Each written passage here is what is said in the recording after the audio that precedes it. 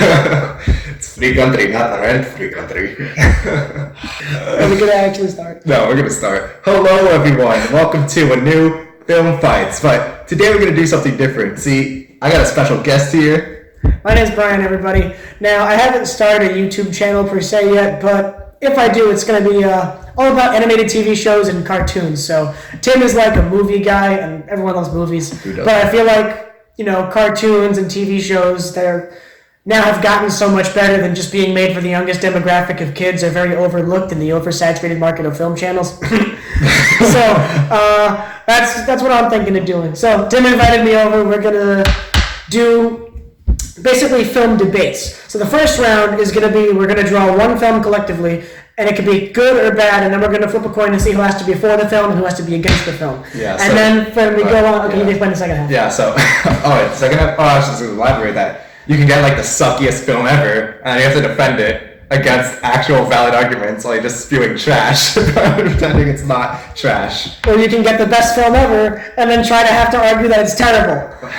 So the second half is that we're going to each draw a film, and then we're going to have to go head-to-head on which is better. So yeah. You can get the worst film ever and just have to pony up and defend it. I took debate class for 1 year in high school, so I'm an expert. I'm just used to it. I was one of the few people who like The Force Awakens, so, it gets on you. Alright, so we have the Hat of Justice, or the Hat of Truth, whichever one's more important. Truth. Okay.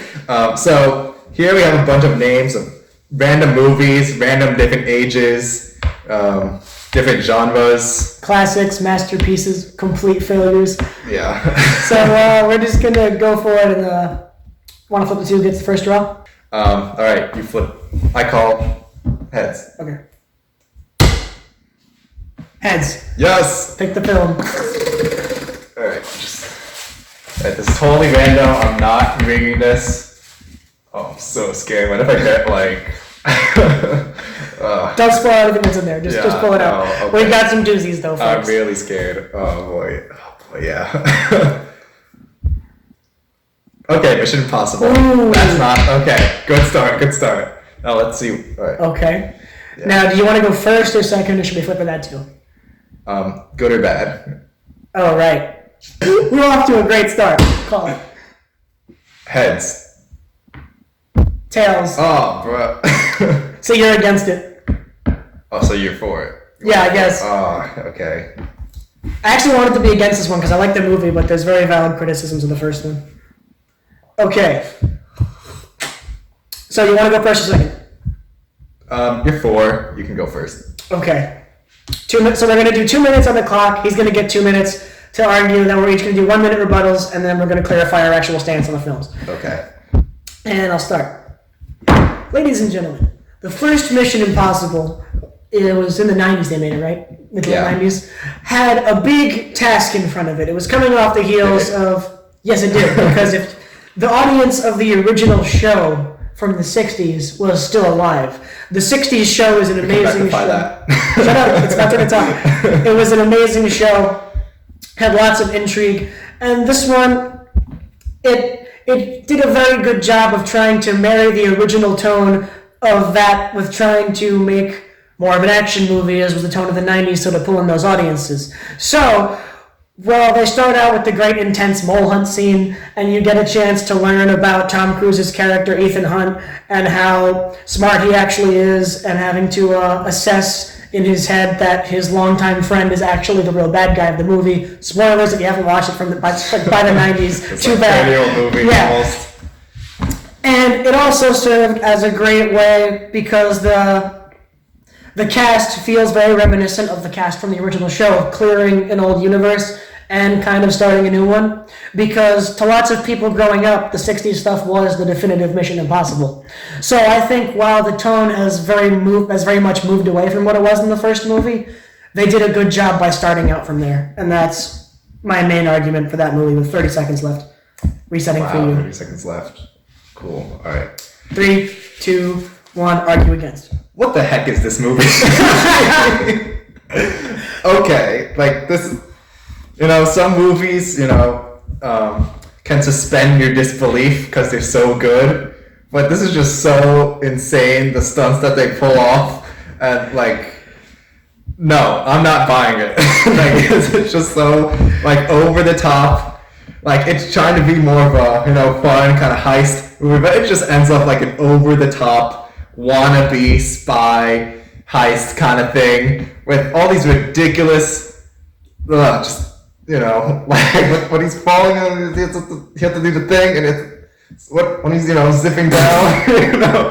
Such a valid criticism. Right? I've never heard such genius. No, never heard such genius. Like, and Tom Cruise, like, okay, you know, he's kind of overrated.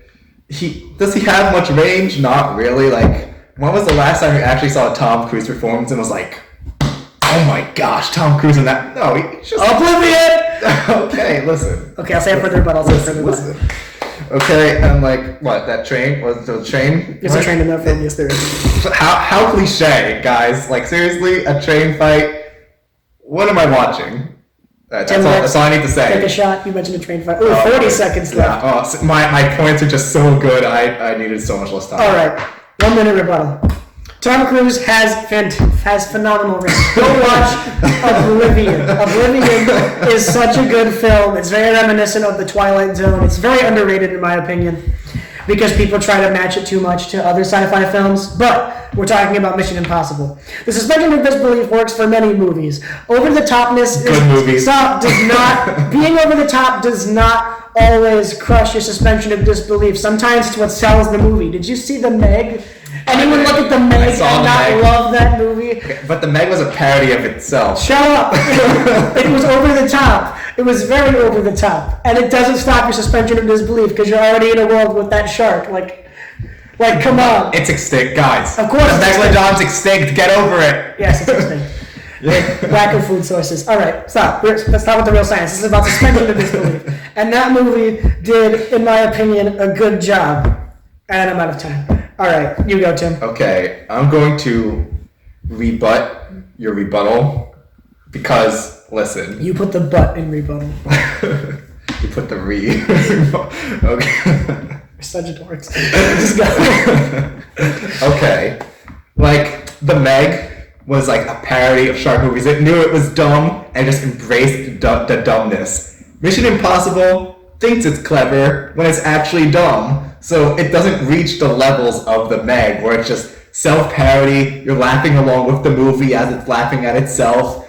Mission Impossible, you're just like seriously, like this is it. Like, this is what I'm watching now. And it's like taking itself so seriously that you just can't enjoy the goofiness of it all. And that's all I have to say on Mission Impossible. Clearly a bad movie. Alright, with 9 seconds to spare. Okay.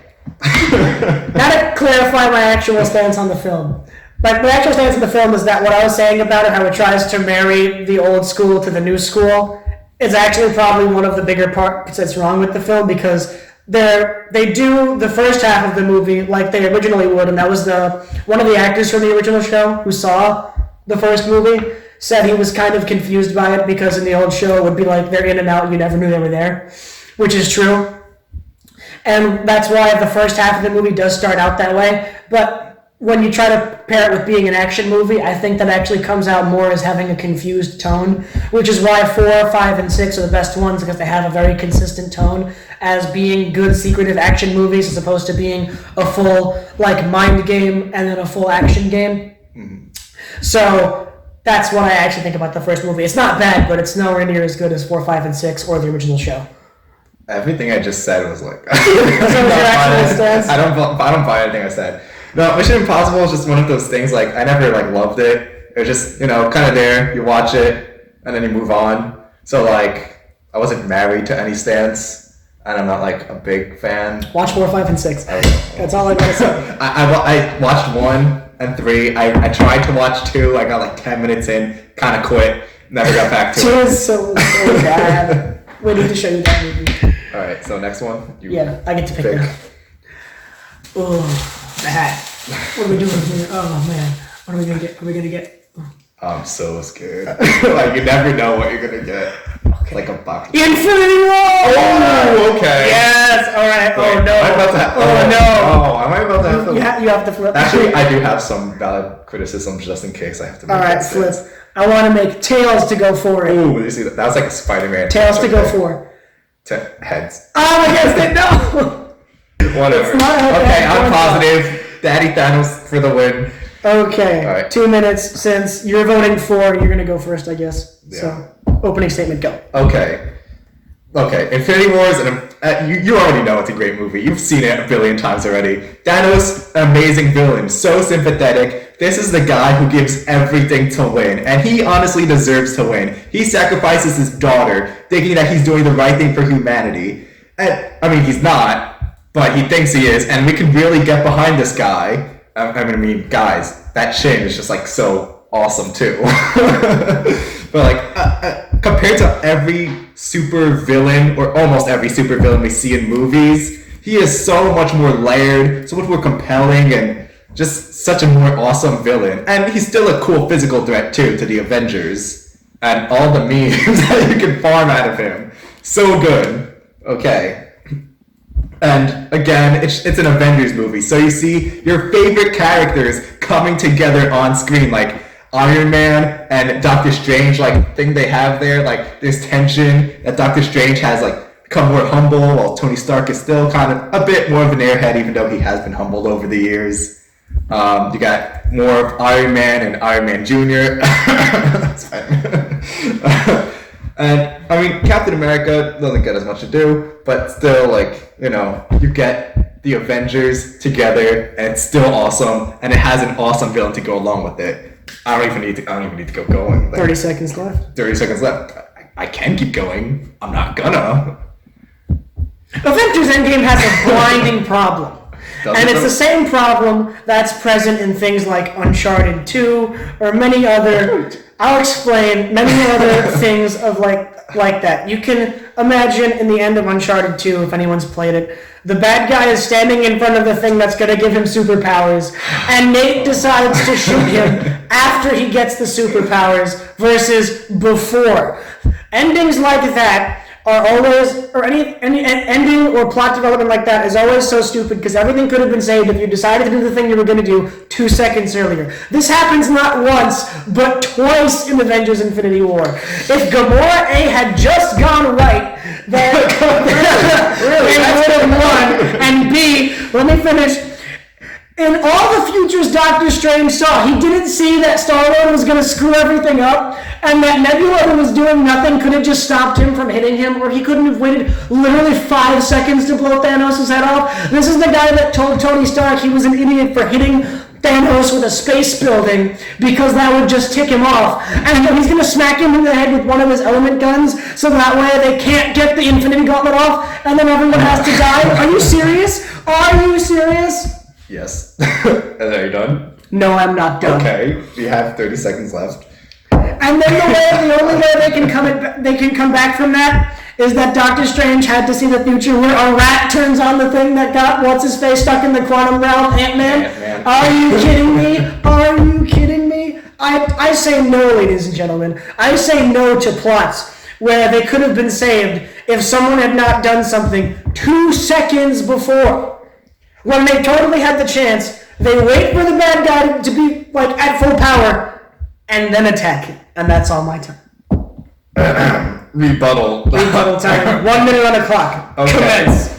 Listen, left or right, Gamora would have attacked a fake Thanos anyways and still would have gotten captured, so it doesn't matter. Star-Lord is an airhead, and, you know, either, like, no matter what reality we're in, any of the 14 million, he still would have acted like a total idiot, because that's who Star-Lord is, a total idiot. Remember in Endgame, War Machine, he's like, so he's an idiot. Right? He's an idiot! Okay? And Doctor Strange foresaw his idiotness. Okay? Okay, and as for like the could have done something, you know, before he got, they do. Thor like stabs him in the chest, but still, Thanos is inevitable. All right, it was inevitable. Okay, and they try their very best before he collects all the stones, but he starts off already with the Power Stone and with mad skills and a whole army at his disposal. So he's way ahead of the Avengers already. So 3, Stone after stone, he just gets stronger and stronger. They can't win no matter what. He's inevitable. He's only one. You dug your own grave, my friend. You forgot the fact that right after they say so he's an idiot, Star-Lord gets taken out like a chump. So, go out, Nakamura. Nebula, who was doing literally nothing while they were holding down Thanos, could have hit him on the head once and saved the whole universe. No. The whole universe! No. Are you listening to yourself? He said, so he's an idiot. And then he takes him out with one hit on the head. Literally, once again, could have saved the whole universe. That's like that stupid scene in Jurassic Park, the first one. There's one stupid scene. They're holding the door shut. The girl's hacking the computer. And what does Tim not do? They can't reach the shotgun because everyone's hands are full. The two adults are holding the door. The girl's hacking the computer. Everyone's hands are full. No, there's a kid right there who can hand clamp the shotgun. He needs to be the moral support for Lex. That's all my time anyway. Okay. All right, stands clarification. Of course, Infinity War is a great movie. Come on, who doesn't love that movie? Yeah, Infinity War is a great movie. I honestly like Endgame better. Mm-hmm. Like, Infinity War is great, and I love Thanos in it. But I do feel like there are character moments that I'm not a big fan of. I feel like it regresses its characters for the sake of drama. That's one of my things. Some of the writing is tighter than Endgame, though. Endgame does have some. Okay, it's a time travel. Like, how tight can you be when it comes to time travel? That's true. All right, next. Okay, hold on. But, okay, when he gets slapped, he's wearing headphones, he's singing and dancing. He's not in the moment. He's distracted. He was distracted by Thanos. He was in rage mode. You know, you can't stop Chris Pratt in rage mode. You can hit Chris Pratt in the back of the head when he's in rage mode. Right. Comment down below whether or not you can hit Chris Pratt when he's in rage mode. All right, Tim, you draw from that. Oh, I'm scared. I hope I don't get God's Not Dead. I mean, I don't know if I'd have to argue for it, but all right, let's see. I'm scared. Oh my God. Oh no. What have I done? Kingdom of the Crystal Skull.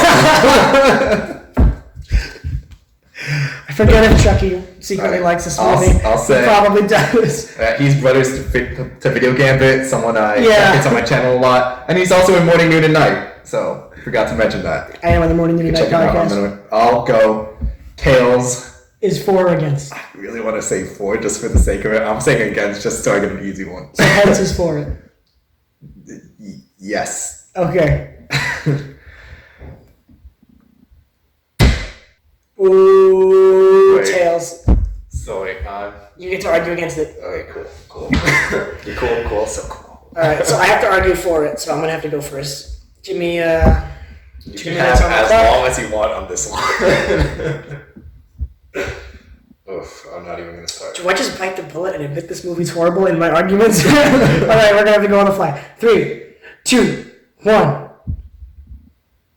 Indiana Jones 4 was a long-awaited sequel, and it did not disappoint in the slightest. No, I have to bite the bullet. Okay, Indiana Jones 4, full honest commentary is that the movie is actually very good up until the point they find the skull. It actually, rewatching it multiple times, it feels like an Indiana Jones film up until the point where they find the skull. The movie nosedives so hard after that it's not even funny. The reason why this is because they broke the cardinal rule of Indiana Jones, which is show that there's spiritual power behind artifacts, but don't show the spiritual power behind the artifacts. Which is when they make the mistake in showing the aliens and all the strange stuff the skull does. It's not like it was Indiana Jones, the story about a man finding artifacts. He's the world's worst archaeologist. Because he never leaves one temple standing. The thing is that the tone of the movie follows the standard beats of Indiana Jones for almost half the film. And then it just loses its mind. People try to say the film is really horrible, beginning to end. If you watch the first part of it up until they find the skull, it's actually very good. That's all I can even say about that movie that's good, because there's nothing about the ending or the characters. All right, your turn. Opening statements. Say all the obvious. Okay, I'm going to make. Well, okay, swinging with monkeys. That was really stupid. The fire ant scene was cool, but swinging with monkeys is definitely not. So I'm going to make two main arguments besides the monkey part. Okay, first of all, Harrison Ford is an old bag in this one, and really, who wants to watch that? One of the greatest things about the original trilogy, it sounds like Star Wars, the original trilogy, is Harrison Ford, his charisma, his charm, his just awesomeness. He's the guy you want to be. And now we're in Crystal Skull, and he's just like an old man who can't do anything right, like when he's trying to swing into the truck and he just completely fails. He's not charming, he's not cool, he's just watching your grandpa pretend he's in an Indiana Jones movie, okay? Is that really entertaining? It's not, okay? Alright, second point is really the overarching, I guess, arc of the trilogy. It's like how Indiana Jones, like, sees God or sees religion and stuff. Like, he starts out, Temple of Doom is actually the chronologically first one. He starts out kind of just, I'll see it, I'll believe it when I see it, that kind of guy. Doesn't really believe in anything. Until he starts to see these supernatural forces with the rocks, and then his like mind's a little open to that. Then in Raiders of the Lost Ark, he's on the journey for the Ark of the Covenant, and then he has an experience with like Jehovah, that god. And then the third one, the cup, the Holy Grail, he actually has to have faith in God at this point to make it through. And he does after being, starting from Temple of Doom to now, he has faith in God, or displays faith in God. And that was his arc. But now, aliens now. We just got from that to aliens. Aliens. I'm done. Alright, 1 minute rebuttal time.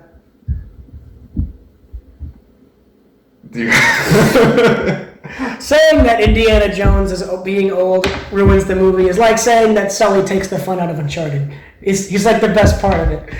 It's just not. It's not a comparison. And then so you have the young character that you shut up. It's like you having the young character that you want to be, which is during the rise of Shia LaBeouf.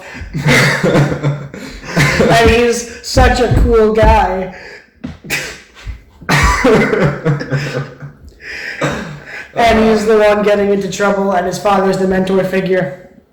And it does something that lots of other old movies don't do, which is it's the first movie since the first one, I believe, to have Marion in it. So that's kind of cool, I guess. I can't even finish my time. I can't finish my time. Start your rebuttal. So what was even your argument? Okay, that being all doesn't ruin it. Sully's he's like the supporting with the lead. It's like watching Nathan Drake as an old man trying to do the same thing. It's not. I know you pick up on that. You don't want to play as old Nathan Drake. He could do those wild jumps. He could probably hop, short hop as an old man. Okay.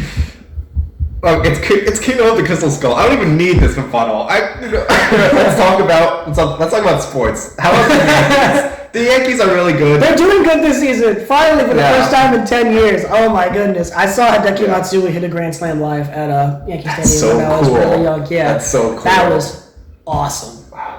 Awesome. I wish I was there. I was in the nosebleeds. It was. Yeah, Aaron Judge is great too. He should have won Rookie of the Year. Sadly, he didn't. But he's a great addition to the team. Brings a lot.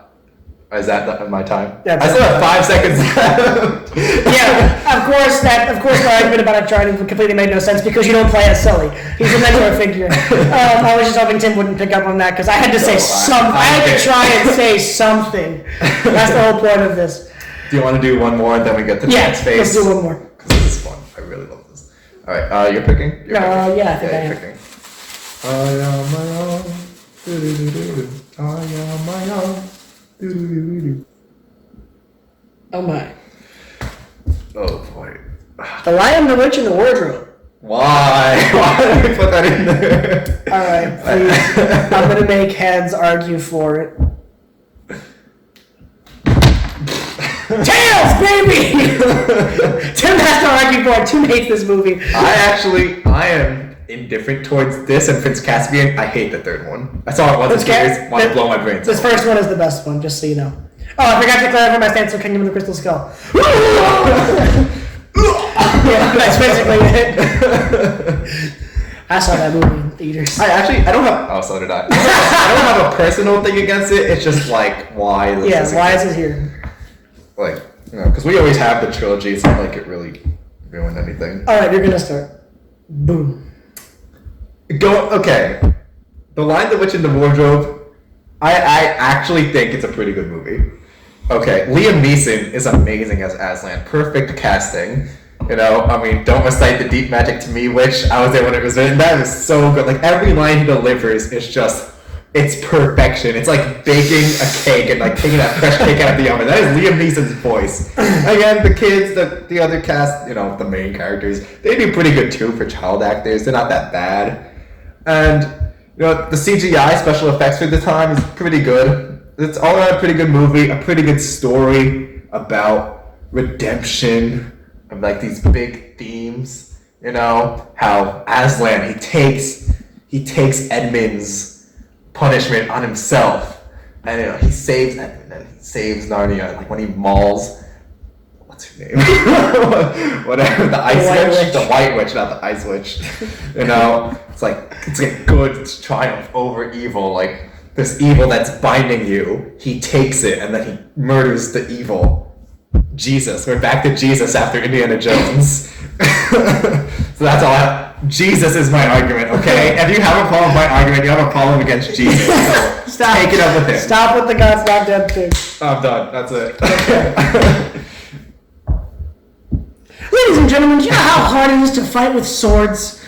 Children who picked up swords the day they got to Fantasyland, taking on an army of goblin demons with swords is so impossible. Do you know how heavy suits of plate armor are? Right. You need to have stamina for days. That was warfare for back when men were men. Like, you had to be able to march for hours in that armor and then take on armies in that armor, swinging swords that were so heavy that you could crush, like they wouldn't just slice, they'd crush your bones, is how intense this weaponry was. Oh, and you're going to tell me that these 4 children take on...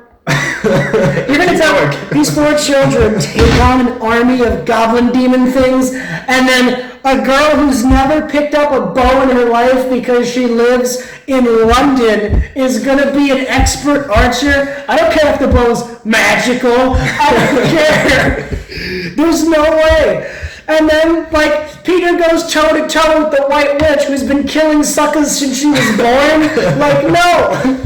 That's not going to happen. They're going to get wrecked. You're going to tell me there's centaurs and minotaurs fighting for the good guys who die, and the children somehow always live? That logically doesn't make any sense. You know what you were saying about the suspension of disbelief before? Make me disbelieve this, huh? How am I going to believe that Peter is just like, oh yeah, here's an army of demons. Here's the sword that weighs like, what, 15 pounds? And it's so hard to fight too when you're holding a shield, because if you're using a full-size sword, then you're taking one hand off of it. And that's a broadsword, my guy. No thanks. Alright, I'm out of time. Rebuttal time. I'm just gonna be, but they say all 4 children have to march into battle with heavy armor and swords and stuff. I'll be like, what's it? Lucy just has like a little dagger and like a healing thingy. Edmund, doesn't he have like a small little... She's gonna need every drop of that healing thingy! Edmund has like a small sword, and Peter, he's like an adult at this point. I'll give you. He's like 15 in that movie. Whatever. He's not professionally trained that, well, whatever. And he's, not the buffest guy, but, he can hold his own. He has an army of polar bears and centaurs and whatever. He has an army of animals. He has beavers on his side, okay? And what's the girl's name? The other girl. Susan. Susan, yeah, the one that no one cares about. She has a bow, so she's not carrying a broadsword into the field and trying to swing at whatever.